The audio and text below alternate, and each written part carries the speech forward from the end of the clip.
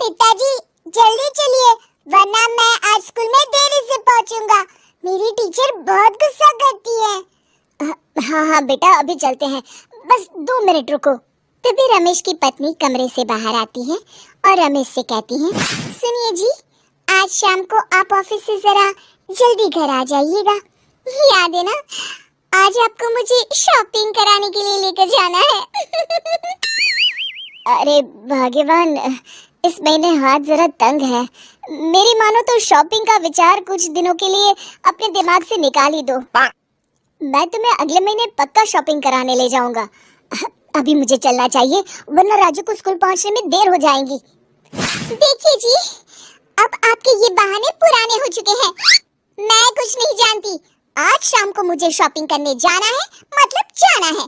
आगे आपकी मर्जी। अच्छा ठीक है भाग्यवान, अब तुम पूरा घर सर पर मत उठाओ, मैं कुछ करता हूँ। इतना कहकर रमेश अपने बेटे राजू को लेकर वहाँ से चला जाता है। घर से निकलने के लिए रमेश जैसे ही अपनी मोटरसाइकिल शुरू करता है, तभी उसकी माँ उसे आवाज देकर कहती है, अरे रमेश, आज शाम को मुझे कुछ पैसे दे देना। याद है ना, मैंने तुझसे कहा था कि मुझे मंदिर में चढ़ावा चढ़ाना है। अरे माँ, मेरी तनख्वाह आने में अभी 10 दिन बचे हैं, अभी मेरे पास बिल्कुल पैसे नहीं है। हाँ, मेरी तनख्वाह मिलते ही मैं तुम्हें पैसे दे दूंगा। रमेश की माँ चिढ़कर कहती है, अरे तेरा दिमाग तो खराब नहीं हो गया? मैंने तेरे भरोसे मंदिर के पुजारी जी से वादा कर दिया है और तू कह रहा है कि पैसे नहीं है। अब मैं पुजारी जी को क्या जवाब दूंगी? तुझे तो मेरी इज्जत की भी कुछ परवाह नहीं है। अच्छा ठीक है माँ, अब तुम गुस्सा मत करो, मैं शाम तक कुछ इंतजाम करता हूँ। इतना कहकर रमेश वहाँ से चला जाता है। फिर दोपहर को जब रमेश अपने दफ्तर में बैठा होता है, तब उसे अपनी पत्नी और माँ की बातें याद आती हैं। रमेश अपने दफ्तर के एक साथी मोहन से कुछ रुपए उधार मांगता है।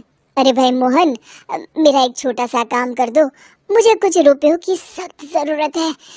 मुझे कुछ दिनों के लिए क्या तुम रुपए उधार दे सकते हो? अरे रमेश भाई, मैं तुम्हें पैसे उधार तो दे सकता हूँ, लेकिन मुझे वक्त पर पैसे लौटा देना। वैसे भी मेरा मानना है कि दोस्ती यारी में कभी पैसों का व्यवहार नहीं करना चाहिए। ये कहावत तो तुमने सुनी ही होगी कि उधार प्रेम की कैंची है। मैं नहीं चाहता कि पैसों को लेकर हमारा रिश्ता खराब हो। अरे मोहन, तुम बिल्कुल चिंता मत करो, मैं तुम्हारे पैसे वक्त पर लौटा दूंगा। फिर मोहन रमेश को पैसे दे देता है। शाम को घर आकर रमेश कुछ पैसे अपनी माँ को देता है और साथ ही अपनी पत्नी को भी शॉपिंग कराने बाजार लेकर जाता है। रमेश की पत्नी और उसकी माँ का स्वभाव जरूरत से ज्यादा खर्चीला होने के कारण दोनों हमेशा बेवजह पैसे खर्च करती हैं। फिर एक दिन, सुनिए जी, अगले हफ्ते हमने छुट्टियों में कहीं बाहर जाने का प्लान बनाया था। आपने पैसों का इंतजाम कर लिया ना? अरे अभी कहाँ, अभी तो मेरे पास बिल्कुल पैसे नहीं है, हम कभी और चले जाएंगे। देखिए जी, मैंने सभी सहेलियों से कह दिया है कि मैं बाहर घूमने जा रही हूँ। अगर मैं नहीं गई तो सब मुझ पर हंसेंगी। आप कहीं से भी पैसों का इंतजाम कीजिए जी। इतना कहकर रमेश की पत्नी वहाँ से चली जाती है। वहीं दूसरी तरफ रमेश की माँ भी तीर्थ यात्रा जाने की जिद करती है और रमेश से पैसे मांगती है। फिर अगले दिन रमेश एक सेठ से पैसे उधार लेकर अपनी पत्नी और बेटे को घुमाने ले जाता है और अपनी माँ को भी तीर्थ यात्रा पर भेज देता है। लेकिन जैसे ही रमेश अपनी छुट्टियाँ बिताकर वापस आता है, कर्जदार उसका जीना मुश्किल कर देते हैं। इतना ज्यादा कर्ज एक साथ अपने ऊपर देख रमेश काफी परेशान रहने लगता है। फिर एक दिन राजू की स्कूल की फीस वक्त पर न भर पाने के कारण रमेश को स्कूल में बुलाया जाता है। स्कूल के प्रिंसिपल साहब रमेश को सख्त हिदायत देते हैं कि अगर वक्त पर स्कूल की फीस नहीं भरी गई तो उनके बेटे का नाम स्कूल से काट दिया जाएगा। अपने बेटे की स्कूल की फीस भरने के लिए रमेश अपने दोस्त गिरधारी से कुछ पैसे उधार ले लेता है और स्कूल की फीस भर देता है। रमेश की माँ और उसकी पत्नी खर्चे और घर की जिम्मेदारी संभालते संभालते धीरे धीरे रमेश पूरी तरह कर्ज में डूब जाता है और तभी एक दिन दफ्तर में काम करते समय रमेश की तबीयत अचानक बिगड़ जाती है और वो बेहोश होकर गिर पड़ता है। उसे जल्दी से पास के एक अस्पताल में भर्ती कराया जाता है। रमेश के घर वालों को ये बात पता चल जाती है तो वे सभी अस्पताल पहुंचते हैं।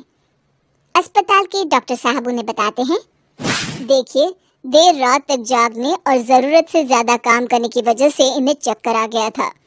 बेहतर यही होगा कि इन्हें कुछ दिनों के लिए पूरी तरह आराम करने दिया जाए।